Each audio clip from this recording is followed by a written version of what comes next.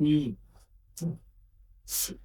बच्चों, वंश education online platform पर आप सभी का दिल की अनंत गहराइयों से स्वागत और अभिनंदन है। और उम्मीद है आप जहां भी होंगे स्वस्थ होंगे और मस्त होंगे।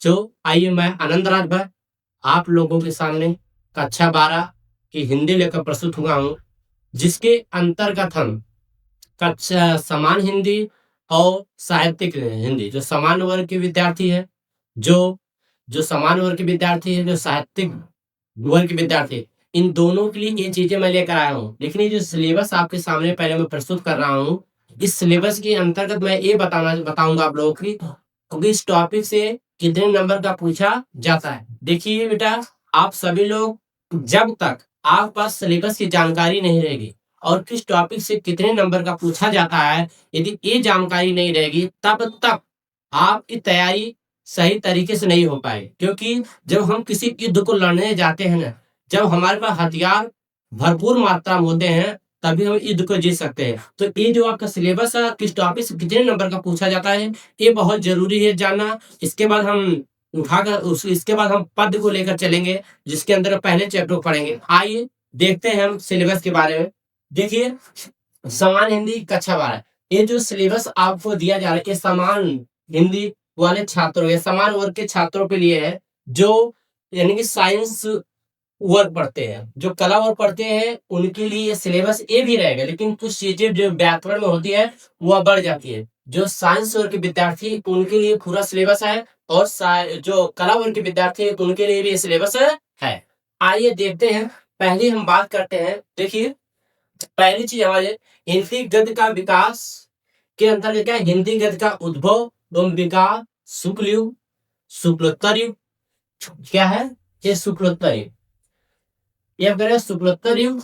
हिंदी गद्य की प्रमुख विधाएं, निबंध, उपन्यास, कहानी, आलोचना इत्यादि। ये जो पूछेगा हिंदी गद्य के विकास के अंतर्गत, ये युग हमें आप पढ़ना है। और ये जो बोर्ड पूछेगा यहाँ से, ऑब्जेक्टिव क्वेश्चन जो पूछेगा, ये आपका 5 नंबर, ये कितने नंबर पूछेगा यहाँ से? ये 5 नंबर का आपका पूछा जाएगा। अब दूसरी बात यदि हम करें काव्य की बात है, काव्य साहित्य के विकास की बात करें, काव्य साहित्य के विकास में जो आधुनिक काल के अंदर है, जो भारतीय युग है, जो आपका द्विवेदी युग है, छायावाद है, प्रगतिवाद है, नई कविता है इत्यादि। और यहाँ से भी जो आपका पूछेगा, ये भी कितने नंबर पूछेगा? 5 नंबर। अर्थात जो हिंदी गद्य की भूमिका की बात है, जो पद की भूमिका की बात करेगा में, यहाँ से आपका 5-5 नंबर का ऑब्जेक्टिव क्वेश्चन पूछा जाएगा। तो यहाँ से आपके सामने 10 नंबर के पूछा जाएगा। और तीसरी बात करें, तीसरी बात क्या है इसमें?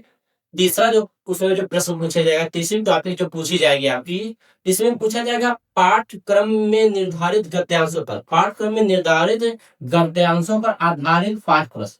देखिए, जो गद्यांश आप पढ़ेंगे, जो गद्यांश आपको पढ़ाया जाएगा, उस गद्यांश के अंतर्गत क्या रहेगा कि आपको किसी भी गद्यांश से कोई पैराग्राफ उठाकर आपको दे दिया जाएगा, और उस पर आधारित आपके 5 प्रश्न दे दिए जाए। कितने प्रश्न? 5 प्रश्न दिए जाए, और एक प्रश्न जो होगा आपका 2 नंबर का होगा, और टोटल आपके 5 प्रश्न रहेंगे, और जो आपको जो टोटल 10 नंबर। अर्थात गद्यांश पर आधारित जो प्रश्न देंगे, इस पर कितने नंबर पूछेगा? ये 10 नंबर का पूछेगा।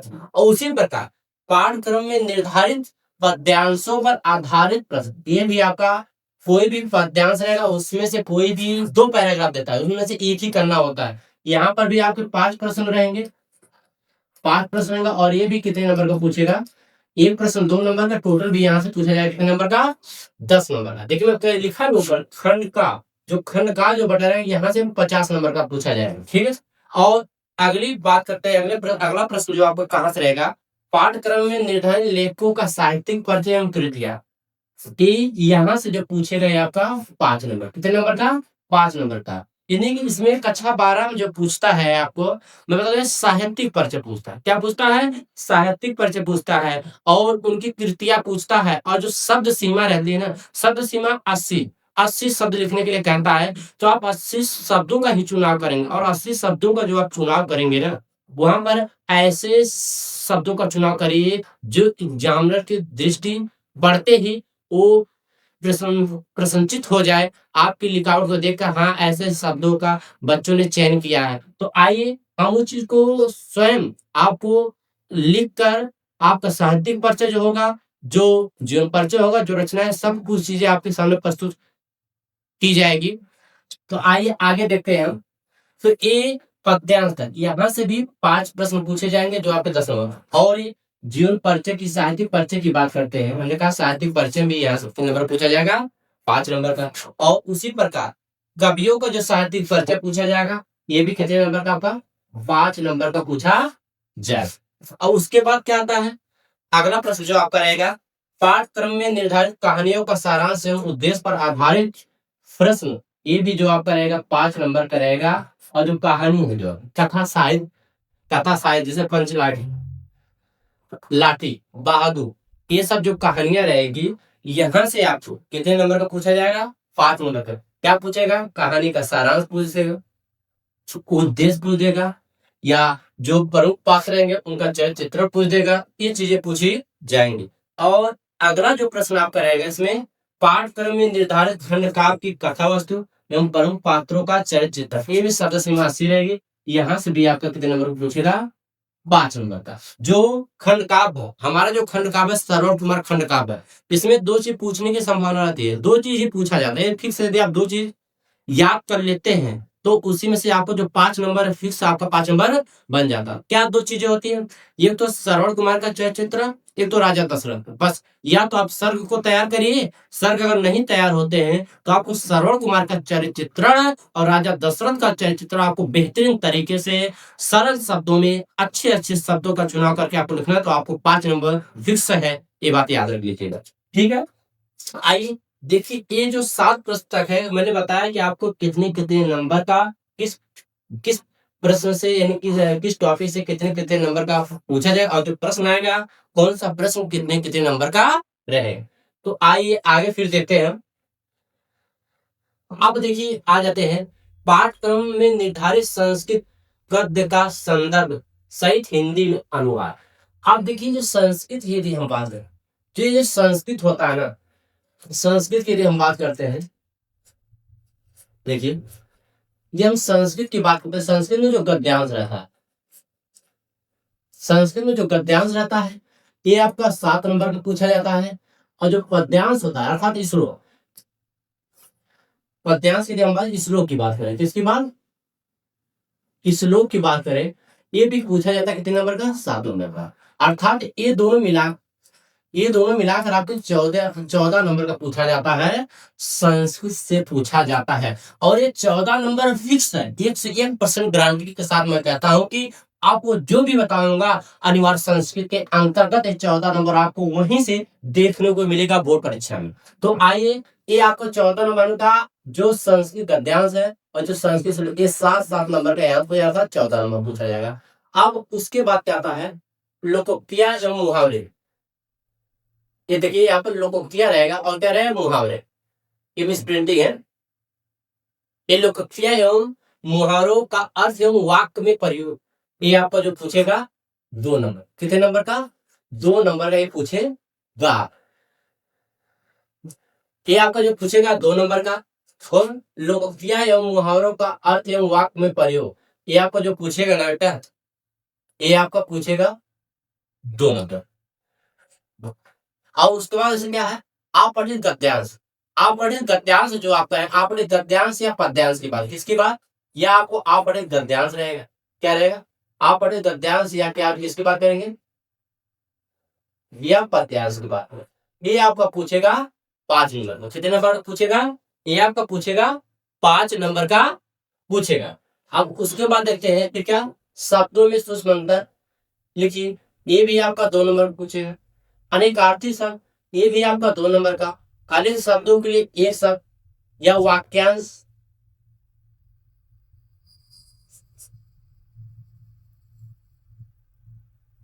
या वाक्यांश की बात करें केवल 2 शब्द, ये भी आपका 2 नंबर का पूछेगा। उसके बाद वाक्यों में त्रुटि मार्ग है, ये भी आपका 2 नंबर का पूछेगा।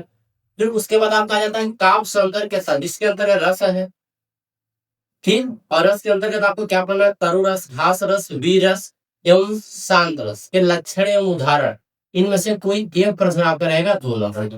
दूसरा अलंकार से भी आपका, अलंकार में क्या है, शब्द अलंकार के अंतर्गत आपको पढ़ा है अनुप्रास, सीमा, श्लेष। उसको अर्थ अलंकार के अंतर्गत आपको पढ़ना पड़ेगा उपमा, रूपक, उत्प्रेक्षा, भ्रांतिमान एवं संदेह। यहाँ से आपको जो पूछेगा ये 2 नंबर का। उसका छंद, छंद में क्या रहेगा, जो मात्रिक छंद पढ़ना था, चौपाई है, दोहा है, सोरठा है, कुंडलिया के लक्षण जो पूछेगा ये यहाँ से 2 नंबर का। 2 प्रश्न इन जो रस, छंद, अलंकार है इनमें से परीक्षा में आपके 2 प्रश्न दिए जाते हैं। कितने प्रश्न, 2 प्रश्न दिए। उन दोनों प्रश्नों में से किसी एक प्रश्न की परिभाषा, उदाहरण और लक्षण लिखना रहता है। ये 2-2 नंबर पूछेगा। उसके बाद पत्र लेखन की बात करते हैं। पत्र लेखन आपका जो पूछेगा ये आपका पत्र लेखन से भी 7 नंबर का पूछा जाता है। उसका पत्र लेखन में क्या क्या है, नियुक्ति, आवेदन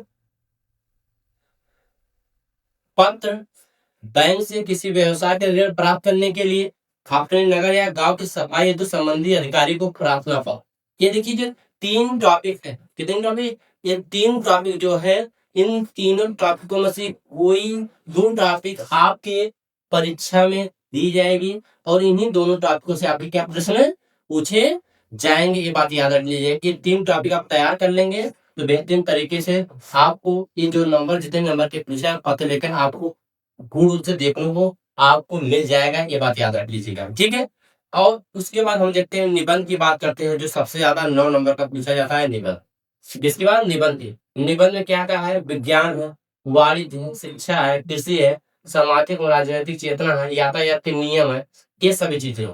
तो ये जो आपका सिलेबस दिया गया है, ये जो आपका सिलेबस है, किस टॉपिक से और किस प्रश्न से कितने कितने नंबर का पूछा जाएगा, ये चीजें आपके सामने है। वैसे ही आप किताब, यदि आपके पास हिंदी की किताब होगी, हिंदी के फर्स्ट पृष्ठ पर, पहले या दूसरे पृष्ठ पर आपको ये दिया गया होगा। और साइंस वर्ग के विद्यार्थी है या कला वर्ग के विद्यार्थी है, स्टार्टिंग में आपके पहले दूसरे पेज पर दिया गया होगा किस टॉपिक से किस प्रश्न से कितने कितने नंबर पूछा जाए। वहां से भी आप इस चीज को देख सकते हैं, ठीक है। और नहीं तो यहाँ से आप इस चीज को देख लीजिएगा, ठीक है। आइए और फिर आगे चलते हैं। आप अपने सिलेबस को देख लीजिए कि आपका सिलेबस क्या है, कितने चैप्टर गद्य में पढ़ने हैं, कितने चैप्टर पद में पढ़ने हैं, अनिवार्य संस्कृत कितना पढ़ना है, कथा साहित्य में कितना पढ़ना है, व्याकरण में कितना पढ़ना है, ये आप सभी चीजें देख लीजिए। उसके बाद हम पद्यांश की तरफ चलेंगे। देखिए गद्य हेतु निर्धारित पाठ्य पुस्तक, यदि जो सामान्य हिंदी विषय के लिए निम्नलिखित पाठ्य वस्तु का अध्ययन करना हो, जो समान यानी साइंस वर्ग के विद्यार्थी है उनके लिए पूरा सिलेबस है। और जो कला वर्ग के विद्यार्थी है उनके लिए कुछ सिलेबस थोड़ा बड़ा होता है, बाकी पूरे सिलेबस पढ़ने ही होते हैं। कला वर्ग के विद्यार्थी के लिए 2-3 चैप्टर और बढ़ जाता है, बाकी ये सभी चैप्टर रहते हैं। तो आप लोग देख लीजिएगा गद्य हेतु निर्धारित पाठ्य पुस्तक में कितने चैप्टर आपके हैं, ये पूरे चैप्टर आपके हैं। उसके बाद काव्य हेतु निर्धारित पुस्तक में ये देख लीजिए आपके 3 चैप्टर इधर है और 4 चैप्टर है, टोटल 7 चैप्टर इसमें है, 7 चैप्टर यानी कि पद में। और कथा साहित्य हेतु निर्धारित पाठ्य पुस्तक में कितने हैं आपके, 4 है, ठीक है। अब चारों आप देख लीजिए, आपके बुक में ये सभी चीजें देखने को मिल जाएंगी, ठीक है। और खंड काव्य में ये अंतर्गत क्या है, अब देखिए इस खंड काव्य को समझ लेते हैं। खंड काव्य के अंदर सरवर कुमार लिखे, सरवर कुमार खंड काव्य, उसको डॉक्टर शिवाला सूत्र ये रचा है। ये किस जिले में चलता है, ये मेरठ, आजमगढ़, बस्ती, रायबरेली, हरदोई, बागा, बहराइच, अमेर, ये इन जिलों में ये सरवर कुमार खंड काव्य पढ़ाया जाता है। और बाकी की बात करें अदर जिलों में, दूसरे जिलों में उनका जो खंड काव्य क्या होता है अलग अलग जिलों में अलग अलग होता है। ये जो सरवर कुमार खंड काव्य है ये कितने जिलों में पढ़ाया जाता है, ये आपकी पुस्तक में भी देखने को मिलेगा। और नोट के अंदर हम क्या, इसके अतिरिक्त अन्य जिलों में नव सृजित जिलों में खंड काव्य पूर्व की भांति यथावत पढ़ाया जाएगा। अर्थात उसमें जो दिया जाएगा उसमें जो हर जिले के लिए जो खंड काव्य निर्धारित किया जाएगा वो उन बच्चों को पढ़ना रहेगा, ठीक है। तो ये आपका क्या है, पूरा सिलेबस है कि गद्य में क्या पढ़ना है, हमें पद में क्या पढ़ना है, संस्कृत में क्या पढ़ना है, ये पूरे सिलेबस है आपके बुक में भी दिए गए हैं। फिर भी मेरा जो कर्तव्य बनता है इस चीज को बताना, मैंने आपको बताया। अब जिन बच्चों का सिलेबस इस चीज को आप देख सकते हैं यहाँ से, ठीक है। आइए आगे चलो। और इस संस्कृत में आपके 7 चैप्टर, संस्कृत कितने चैप्टर है? 7 चैप्टर। संस्कृत में जो 7 चैप्टर दिए गए हैं ना, ध्यान से मेरी बात सुनिए। जितने भी छात्र हैं, चाहे जो कभी विद्यालय भी नहीं जाते, ऐसे छात्र जो विद्यालय भी नहीं जाते हैं, उनके लिए भी ये बातें हैं। कुछ अगर आप 14 नंबर यहाँ से आप पाना चाहते हैं अनिवार्य संस्कृत में ना, ये फिक्स होता है। इसमें से जो आपका होता है आत्मा के सौरभ्या, संस्कृत भाषा मातम, सुभाषित रत्नानी, महामना मार्ग, यदि आप इन चैप्टरों का अध्ययन अच्छे से कर लेते तो आपके 14 जो नंबर होता है, ये 14 नंबर आपको फिक्स हो जाते हैं। ये बात याद रख लीजिएगा, ठीक है। तो ये रहे आपके सिलेबस और किस टॉपिक से, किस प्रश्न से कितने कितने नंबर का पूछा जाता है, ये पूरी जानकारी रही। आइए आगे अब हम चलते हैं पद्यांश की तरफ। अब हमारा जो टॉपिक रहेगा, हमारी जो टॉपिक अब रहेगी पद्यांश रहेगा, यानी कि हम पद की तरफ चलेंगे। पद के अंतर्गत जो पहला जो चैप्टर हमें पढ़ना है, पवन दूत का पढ़ना। क्या पढ़ना है? पवन दूत का पढ़ना है। इसके बारे में हम पहले अच्छे समझेंगे, जानेंगे, फिर उसको बेहतरीन तरीके से पढ़ाया जाए। आइए देखते हैं। देखिए, यदि हम बात करते हैं पहले चैप्टर की बात करते हैं, जिसको लिखा किसने है, जो हमारे कवि है अयोध्या सिंह उपाध्याय और अरियोर, ठीक, इन्होंने लिखा। तो पवन दूत का लिखा है। तो उस पवन दूतका को पढ़ने से पहले हम इनके साहित्यिक परिचय की बात करते हैं। इस साहित्यिक परिचय को मैंने बहुत सरल और अच्छे शब्दों का चुनाव करके लिखा है। आप इसको बेहतरीन तरीके से याद कर सकते हैं यही, क्योंकि जितने भी साहित्यिक परिचय 3 या 4 जो साहित्यिक परिचय लिखाएंगे हैंड यानी कि हाथों के साथ टाइप करके ये आपके सामने प्रस्तुत किए जाएंगे। आप इसको बेहतरीन तरीके से याद कर सकते हैं। तो आइए एक नजर हम इनके साहित्यिक परिचय को पढ़ लेते हैं और आपको बता देते हैं कि बोर्ड परीक्षा में आपको कैसे लिखना है, ठीक है। तो आइए देखते हैं। देखिए, आपके परीक्षा में जो पूछा जाता है, कहता है निम्नलिखित कवियों में से किसी एक कवि का साहित्यिक परिचय देते हुए उनकी किसी एक कृति का उल्लेख करें। किसी एक कृति के बारे में लिखने के लिए बोलता है, ठीक है। तो हम क्या करेंगे? तो देखिए, लिखने के लिए साहित्यिक परिचय का अनेक तरीके हैं। जैसे आप उचित लगे, जो तरीका आपको सही लगे वही तरीका आप क्या कर सकते हैं, अपना सकते हैं।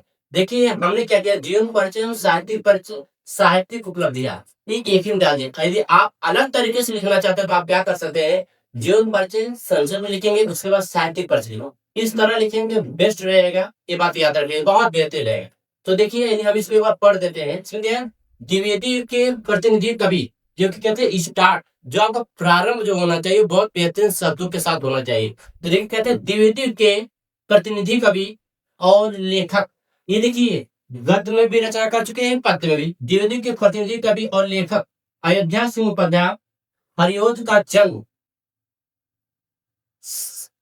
जन्म 1885 ईस्वी में उत्तर प्रदेश के आजमगढ़ जिले में निजामाबाद नामक स्थान पर हुआ। उनके पिता का नाम पंडित भोला सिंह उपाध्याय तथा माता का नाम रुक्मणी देवी। स्वाध्याय से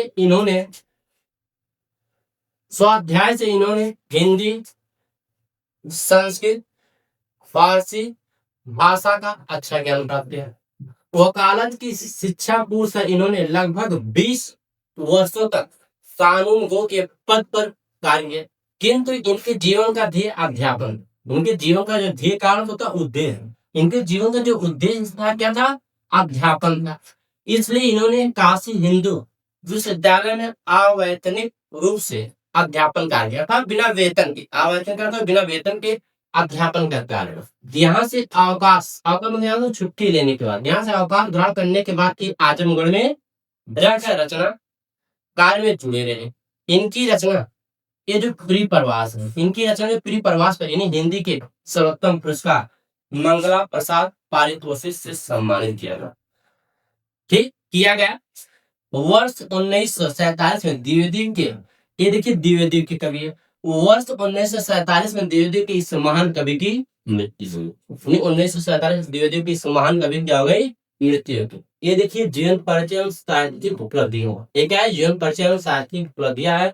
उसके बाद आइए देखते हैं, उसके बाद क्या है, साहित्यिक गतिविधियां। इन्होंने यानी कि हिंदी जगत की बात करें, यानी कि इन्होंने साहित्यिक जो गतिविधियां है, इस साहित्यिक गतिविधियों के अंतर्गत इन्होंने क्या क्या अपना योगदान दिया, यानी हिंदी साहित्य, हिंदी जगत के क्षेत्र में इनका क्या क्या योगदान है, वो आइए हम किसके अंतर्गत देखेंगे, साहित्यिक गतिविधियों के अंतर्गत देखेंगे। तो देखिए साहित्यिक गतिविधियों की हम बात करें, साहित्यिक गतिविधियों में प्रारंभ में हरियों जी ब्रज भाषा में काव्य रचना के कर, ये देखिए जो ये अयोध्या संपदा हरियों ये प्रारंभ में क्या करते थे, ये ब्रज भाषा में, ये क्या ब्रज भाषा में काव्य रचना किया करते थे, परंतु बाद में महावीर प्रसाद द्विवेदी से प्रेरणा लेकर एक खड़ी बोली, बाद में खड़ी बोली में हिंदी में काव्य रचना करने लगे। इन्होंने हिंदी साहित्य के इन्होंने हिंदी साहित्य के हिंदी साहित्य के तीनों युगों भारतेंदु युग, द्विवेदी युग, छायावादी, भारतेंदु द्विवेदी और क्या है छायावादी,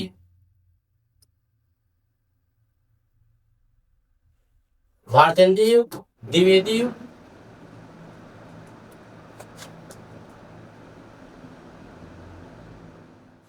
इन्होंने तीनों में रचना करने का गौरव प्राप्त है। हरियों जी के काव्य में लोक मंगल का सृजन, लोक मंगल का क्या सृजन, ये क्या है साहित्यिक गतिविधियों, अर्थात इन्होंने ऐसे शब्दों का प्रयोग किया जो जनमानस को बेहतरीन तरीके से समझ में आ जाए, अर्थात जो जनता है, जो जनमानस है, उन सभी को ये बातें बेहतरीन तरीके से इन्होंने ऐसे शब्दों का चुनाव किया था। आइए अब देखते आ गया क्या कृतियां की बात है, किसकी बात करते हैं, अब आगे हम कृतियों की बात करते हैं।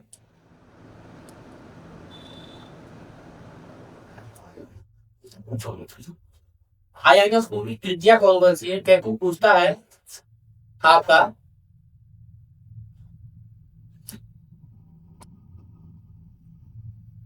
इनकी कृतियां कौन कौन सी है, जो कि पूछता है निम्नलिखित कवि में से किसी एक कवि का साहित्यिक परिचय देते हैं, उनकी किसी एक कृति का उल्लेख कीजिए। देखिए हरियों जी इन 15 से अधिक रचनाओं में से 3 रचनाएं विशेष रूप से उल्लेख, उनकी रचना बहुत है, 15 रचनाओं 3 रचनाएं जो विशेष रूप से उल्लेखनीय है, जो इन्हें प्रसिद्धि दिलाने का कारण बनी, जिसमें से पहली जो आपकी है प्रिय प्रवास, क्या है प्रिय प्रवास, ठीक, और परिजात तथा वैदेही वनवास।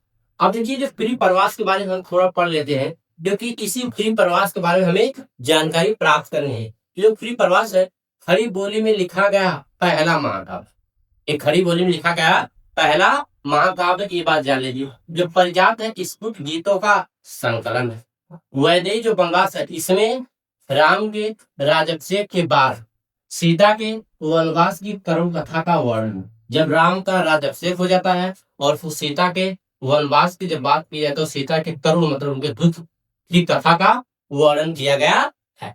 ये देखिए आप जो लिखेंगे साहित्यिक परिचय यहीं से लिखेंगे जो वैदिक वनवास, इसके बाद अन्य रचनाएं जो लिखी गई, जो ये क्या लिखी गई है अन्य रचनाएं जो लिखी गई, अन्य रचनाएं भी आप देख लीजिए ताकि याद रखिए, क्योंकि जो ऑब्जेक्टिव क्वेश्चन पूछेगा गद्य की भूमिका पद की भूमिका में वो आपको कहीं से भी पूछ सकते हैं। ऐसे रचनाएं आप याद रखिए, देखिए चुभते चौबते है, चोखे चौबते है, रस कलश है, प्रेम कांता है, अधकिला फूल है, ये हिंदी का ठाट है, ये उपन्यास है, ये हिंदी का ठाट क्या है, ये उपन्यास है, और काव्य विशेषता है, ठीक?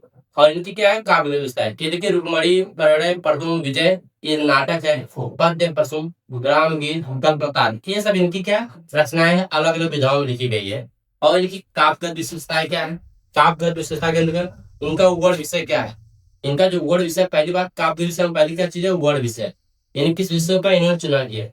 और दूसरा वियोग और वात्सल्य का वर्णन, इन्होंने क्या किया वियोग और वात्सल्य रस का वर्णन किया। और तीसरी बात लोक सेवा की भावना, उनके अंतर्गत लोक सेवा की भावना पूर्ण रूप से भरपूर रूप से भरी हुई थी। चौथा प्राकृतिक चित्र, इन्होंने प्राकृतिक चित्रण की बात की, इन्होंने प्राकृतिक चित्रण का बहुत ही सुंदर दृश्य प्रस्तुत किया है और बहुत बेहतरीन तरीके से प्राकृतिक चित्रण के बारे में उन्होंने बताया है। और आगे कला पंच क्या है, भाषा शैली अलंकार,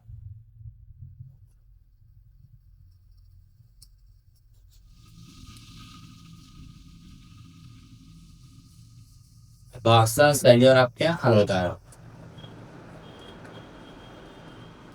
एवं छल यानी कि कला पक्ष के अंदर यानी कि भाषा, उनकी भाषा में अपने रचनाई शैली कैसे, अलंकार इसमें क्या था, छंद क्या था, ये सभी चीजें हम जानेंगे। तो आप लोगों को साहित्यिक परिचय के अंतर्गत जिनकी जो कृतियां हैं वो तीन इन्हीं तीन कृतियों को लिखेंगे। बाकी जो रचनाएं हैं इन रचनाओं को आप याद कर लीजिएगा। जो कला पक्ष के अंदर जो भाषा क्या है, शैली क्या है, छंद क्या है, अलंकार क्या है, ये सभी चीजें हम आगे जानेंगे। आइए देखते हैं कुछ चीज को। देखिए, एक बात तो याद रखिए, यहाँ पर जो क्या है महत्वपूर्ण बात है। क्या लिखी गई है? महत्वपूर्ण बातें। अब ये जो बातें आपको बताई जाएंगी ये बहुत ही महत्वपूर्ण है। ये तो आपको जो लिखना था साहित्यिक परिचय, इस चीज को आप बेहतरीन तरीके से लिख सकते हैं जो आपके सामने अभी मैंने बताया है। आइए आप देखते जाइए महत्वपूर्ण बातों के अंतर्गत क्या रहेगा जो हम पढ़ेंगे। पहला चैप्टर जो पद पढ़ेंगे जिसके नाम पवन दूत का, इसको लिखा किसने? अयोध्या सिंह उपाध्याय हरिहर। यदि हम पवन दूत का की बात करें, ठीक है, पवन दूत का में वर्णन किसका है? जो युगों युगों से ये कथा प्रचलित है जिसमें राधा और श्री कृष्ण के वियोग का बड़ा ही मार्मिक वर्णन अयोध्या सिंह उपाध्याय अयोध्या जी ने किया है। मैं चाहूंगा कि इसको बहुत आसान और सरल शब्दों में बताने का, ताकि जो मेरी बातें हैं आपके हृदय तक बेहतरीन तरीके से पहुंच जाए। ठीक है, तो आइए देखते हैं। तो इसमें क्या महत्वपूर्ण बात है? पहली बात देखिए, एक है चीज जो कक्षा 12 में जो पद्यांश दिया जाता है, पद्यांश के अंतर्गत निर्देश की बात करें, निर्देशक के कुछ 5 प्रश्न आपके रहते हैं। कितने प्रश्न रहते हैं आपके? ये जो 5 प्रश्न आपके रहते हैं, कितने? जो 5 प्रश्न रहते हैं, जिसमें से पहला प्रश्न फिक्स होता है, संदर्भ की बात करता है। क्या बात करता है? संदर्भ की बात करता है। एक प्रश्न रहता है रेखांकित अंश की व्याख्या की बात करता है। किसकी? रेखांकित रेखांकित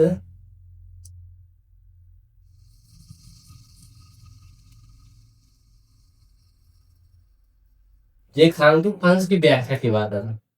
देखिए, जब रेखांकित अंश की व्याख्या की बात करेगा तब वहां पर आप निर्देश करें। मैंने लिखा निर्देश कब लिखा जाएगा?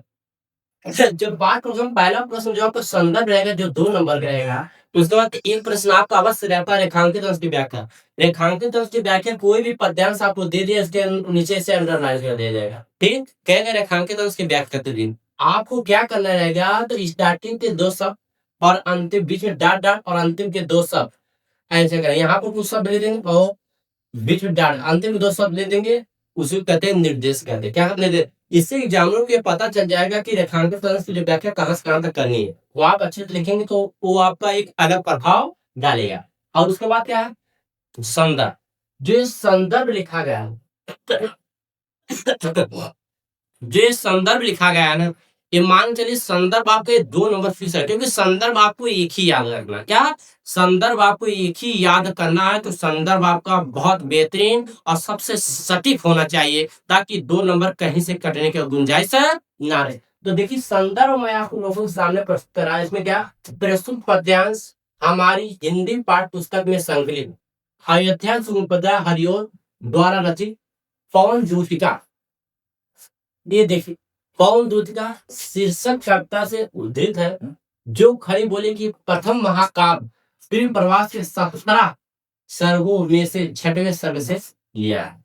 अब देखिए, मैंने यहाँ पर महाकाव्य के बारे में बताया है जो प्रिप्रवास महाकाव्य से लिया गया। प्रिप्रवास महाकाव्य इसमें कुल 17 सर्ग है, जो पवन दूत का लिया गया है। पवन दूत का लिया गया प्रिप्रवास 17 सर्ग के 6वें सर्ग से उसका वर्णन किया गया है। तो ये आपका क्या है? संदर्भ। देखिए, जब संदर्भ लिखा जाता है जहां पर कवि का नाम होता है, जहां पर आपके पाठ का नाम होता है, वो आप ब्लैक पेन से उसको लिखने का प्रयास करें, ताकि एग्जामिनर की जो दृष्टि है वहीं पर आपकी जाए।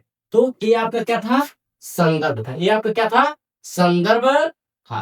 तो आपको संदर्भ बहुत बेहतरीन तरीके से, इसी तरह एक संदर्भ आपको अच्छे से याद करना। जो संदर्भ आप बेहतरीन तरीके से याद कर सकते हैं वही संदर्भ आप याद करिएगा। तो आइए, संदर्भ की बात आपको समझ में आ गई उम्मीद है। अब हम बात करते हैं काव्य संदर्भ की बात करें।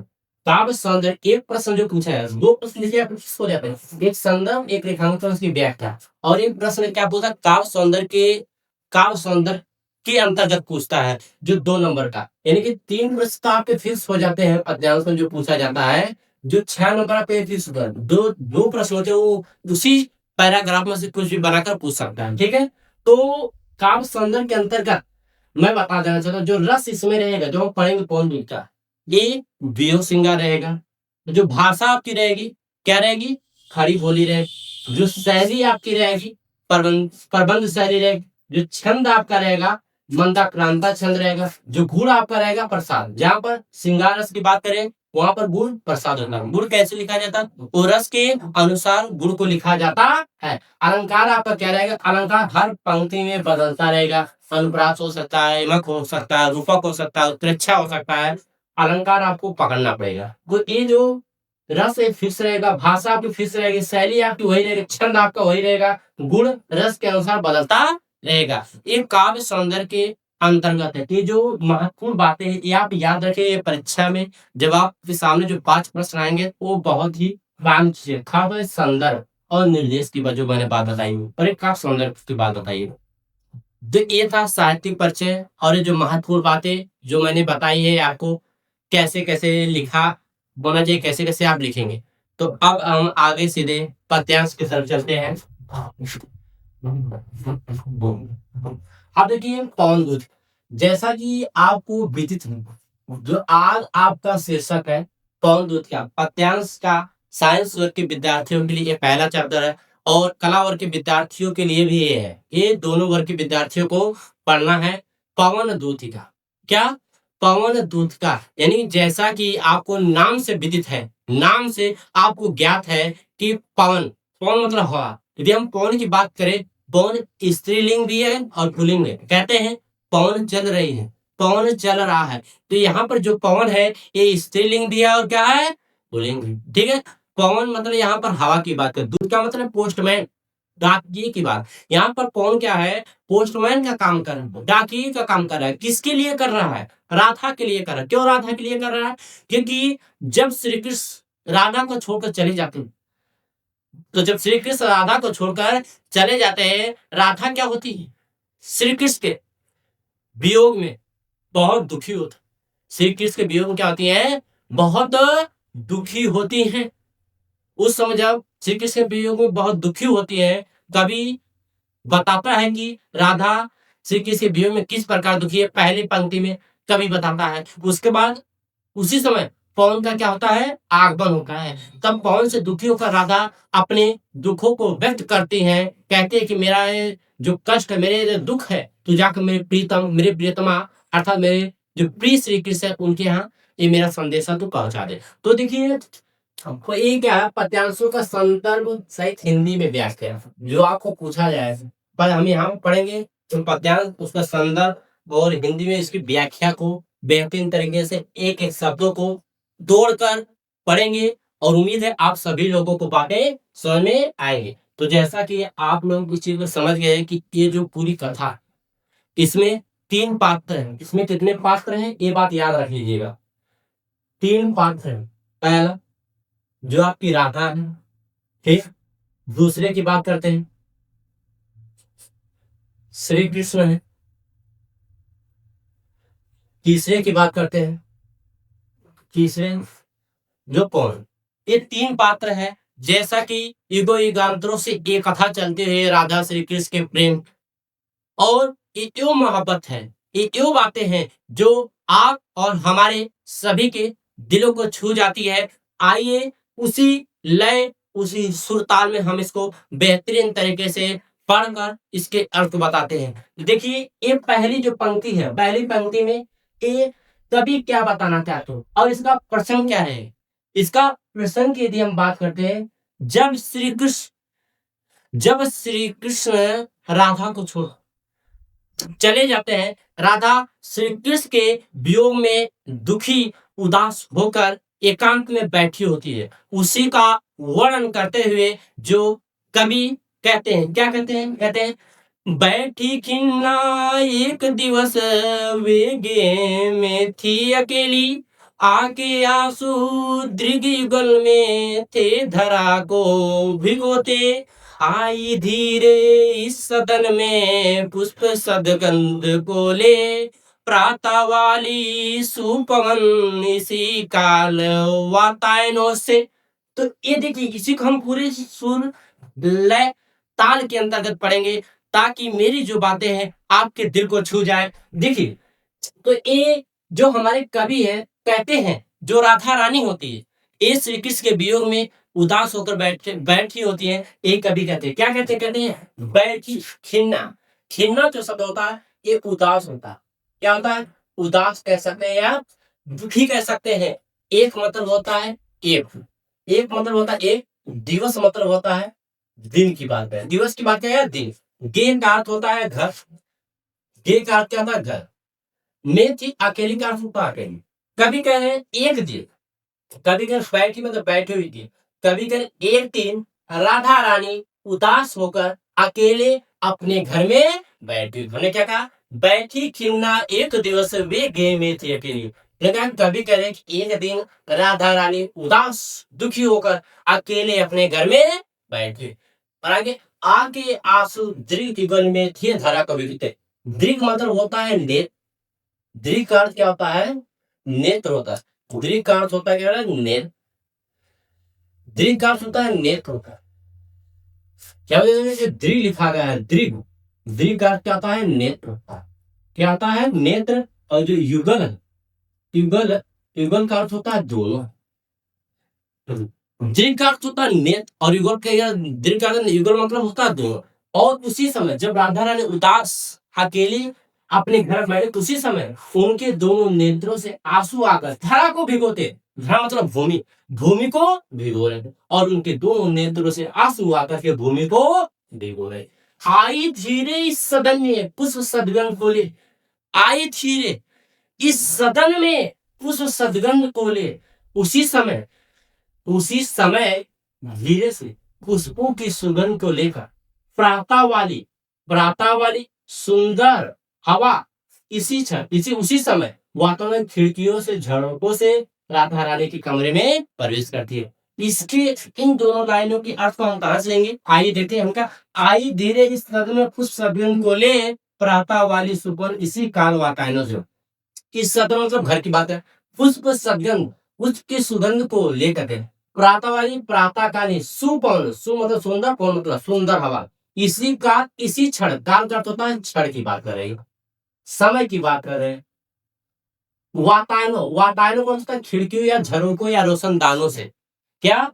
खिड़कियों, झरोकों या रोशनदानों से। अंत किसी क्षण प्रातः वाली सुंदर और पुष्पों की सुगंधित हवा धीरे से राधा रानी के कमरे में वातावरण खिड़कियों या झरोकों से प्रवेश कर। क्या कहा? एक बार फिर देखिएगा।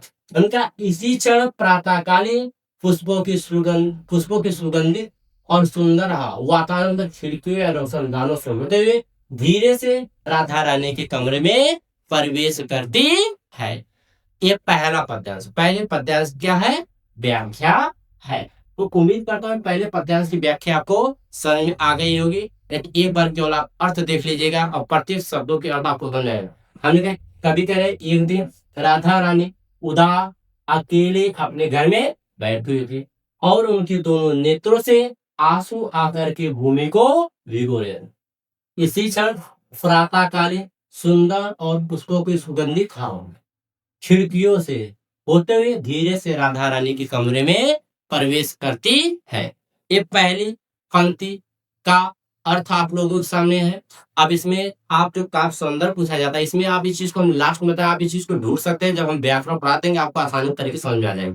ठीक है, उम्मीद करता हूँ अर्थ आपको समझ में आएगा। अब दूसरे की बात करें, जब ऐसा होता है, जब पवन का आगमन होता है राधा के कमरे में, तब राधा की दशा कैसी होता है? जो राधा का जो दुख होता है और बढ़ जाता है। जब उनका दुख बढ़ जाते हैं तब वही बात अब राधा कहते हैं। अब राधा क्या कहते हैं?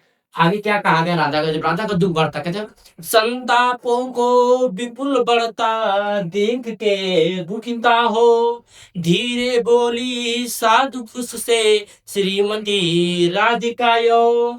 कहते प्यारी प्रातः कौन इतना क्यों मुझे है सताती, क्या तू भी कलुषित हुई काल की क्रूरता से। तो अब जब पवन का आगमन होता है तो जो राधा का दुख बढ़ जाता, तो राधा क्या है, संतापो मतलब दुखो, संतापो का किसकी बात है, दुखो, दुखों को, विपुल मतलब होता है अधिक, विपुल का अर्थ क्या होता है, अधिक होता है, बढ़ता देख के दुखता हो, दुखता मतलब दुखी हो जाती, दुखता क्या, दुखी हो जाता, ठीक। यानी कि राधा अपने दुखों अधिक बढ़ता हुआ देख, यानी कि राधा दुखों को अधिक बढ़ता हुआ देख और दुखी हो जाती है। फिर जब दुखी होकर क्या कहती है, धीरे बोली साधु, सा दुख, साधु का दुख के साथ, दुख के साथ, धीरे बोली साधु उससे श्रीमती राधिका, फिर राधा दुख के साथ धीरे से पवन से कहती, यानी कि श्रीमती राधिका योग का किसके लिए है, पवन के लिए है, किसके लिए है, पवन के लिए है। और क्या, संतापों को बिल्कुल बढ़ता देख के दुखता हो, अपने दुखों को अधिक बढ़ता हुआ देख राधा रानी और दुखी हो जाती है, और उनके साथ धीरे से बोली, जो के साथ धीरे से लोग उससे इसमें लगी जाता है, योग मतलब उनका किस तरह का है, तो योग अर्थ क्या होता है, इस प्रकार का, योग अर्थ क्या होता है, इस प्रकार, योग अर्थ क्या होता है, दूसरा मठा, जो उससे और इससे पवन से, यानी कि राधा रानी धीरे से रूप के साथ पवन से कहती है, क्या कहती है, प्यारी प्राप्ता कौन इतना जो मुझे है सताती लगे, हे प्राप्ताकारी कौन जो मुझे इतना जो सता रही है, प्यारी प्राप्ताकारी कौन तो मुझे इतना जो सता रही है, क्या प्रभु जी काशी के लिए गानसी का अर्थ हो रहा है, तुलसी क्या होगा, तुलसी को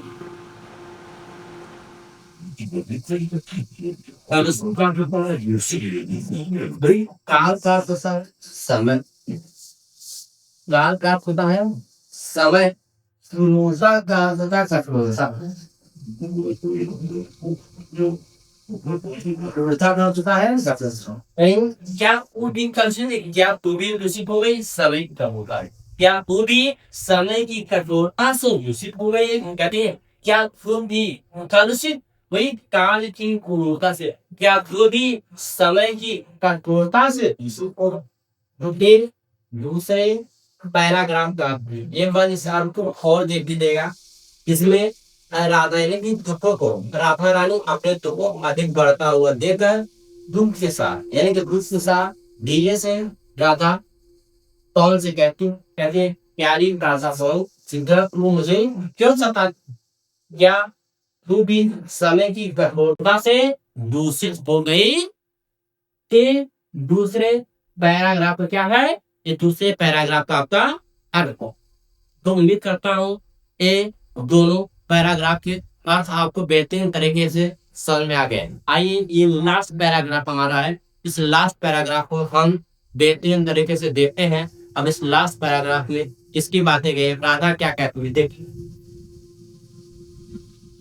आप देखो ये तो लास्ट पैराग्राफ है, उसमें क्या कहते हैं, राधा अब पवन से अपना संदेशा भिजवा रहे हैं श्री कृष्ण, क्या कहती हैं, मेरे प्यारे नौजरद से कंज से नेत्र वाले जाके आए ना मधुवन से और ना भेजा संदेशा, मैं रोधो के पी बिना में बावली बोल रही हूँ, जाके मेरी सब तुम कथा श्याम को तुम सुना देना। फिर अब राधा पवन से अपना संदेशा श्री कृष्ण के यहाँ भिजवा रही है, पटवा रही है, क्या कहती मेरे प्यारे, मेरे प्यारे जो लिखा गया, मेरे प्यारे जो लिखा गया है यहाँ पर देख लीजिएगा आपको, मेरे प्यारे, मेरे प्यारे किसके लिए है, श्री कृष्ण, राधा के प्यारे कौन है भैया, राधा के प्यारे हमेशा श्री कृष्ण, राधा के प्यारे कौन है, श्री कृष्ण, मेरे प्यारे लव मतलब होगा नबी, जलद का होगा बादल, जलद का होता है बादल, राधा कहते मेरे जो मैं किसी की से नवीन बादलों से, गंज से नेत है, गंज का अर्थ होता है कमल, गंज का अर्थ क्या होता है, कमल होता है, फिर मेरे प्यारे नौजवान से कंज से नेत्र वाले, आप उस स्क्रीन पर देखिएगा, कंज से नेत्र कमल के समान नेत्र, राधा पंच करेगी देखो जो मेरे प्रिय श्री कृष्ण है, नवीन बादलों से और कमल के समान ये फूल वाले, और जाके आए ना मधुबन से, जाके आए ना मधुबन से और ना भेजा संदेशा। वे मथुरा के उस वन में चले गए, वे मधुबन में मथुरा के मथुरा वन दोनों वन की बात है। जाके आए ना मधुबन से, वो मथुरा के उस वन में चले गए और वापस नहीं है, और ना भेजा संदेशा, वो मैसेज भी नहीं किया, अर्थात फिर संदेशा भी नहीं देते। वे जाके आए ना मथुरा के उस वन में चले गए और वापस आए भी नहीं, और ना ही कोई संदेशा भेजा। आगे मैं दोनों के प्रिय विदा से बांधी प्रिय विदा मतलब अपने प्रिय श्री कृष्ण के विदा मतलब दुख, अपने प्रिय श्री कृष्ण के वियोग में रो रो, अपने श्री कृष्ण के वियोग में रो रो क्या बावली हम पागल से बावली कर चुका है पागल, बावली का क्या था पागल। मैं रो रो के प्रिय विदा से बावली हो रही हूँ, यानी कि मैं अपने प्रिय श्री कृष्ण के वियोग में दुख में रो रो के क्या बावली अर्थात पागल सी हो गई हूँ। और आगे ठीक है, जाके मेरी सब दुख, जाके मेरी सब दुख कथाओं से आगे दोस्तों ये वो मेरी जो संपूर्ण सैड स्टोरी है, इस चीज को देखिएगा। हमने कहा जाके मेरे सब दुख कथा, मेरे जो संपूर्ण जो दुख कथा है, मेरे जो संपूर्ण दुख कथा श्याम को तो सुना गया, मेरे प्रिय श्री कृष्ण श्याम को जाकर मेरे जो संपूर्ण दुख कथा है, जाकर मेरे प्रिय श्री कृष्ण को तू सुना दे। क्या ये देखिए तीसरे पैराग्राफ का क्या है अर्थ, ठीक है। एक बार इस अर्थ को और देख लीजिए, केवल अर्थ को देख लीजिएगा। और होने क्या मेरे राधा कौन से हे पवन जो मेरे प्रिय श्री कृष्ण है, आप लोग स्क्रीन पर देखिएगा। राधा कौन के हे पवन जो मेरे प्रिय श्री कृष्ण नवीन बादलों से और कंज के समान नेत्र वाले हैं, जाके आए वे मथुरा के कुछ वन में चले गए और वापस हो जाइए, और न कोई संदेशा भेजा। मैं अपने प्रिय श्री कृष्ण के वियोग में रो रो के बावली अर्थात बादलों में हे पवन मेरे जो संपूर्ण दुख कथा है, तो जाकर मेरे प्रिय श्री कृष्ण को सुना देना कि राधा आपके वियोग में हंसी उदास होकर बैठेगी। उम्मीद करता हूँ आपको ये सभी बातें समझ में आ गई। यदि फिर भी इसमें आप कोई सुझाव देना चाहते हैं तो अपना आप सुझाव दीजिएगा। ये बातें पसंद आई हो चैनल को लाइक शेयर और सब्सक्राइब जरूर करिएगा। धन्यवाद आज की तरह।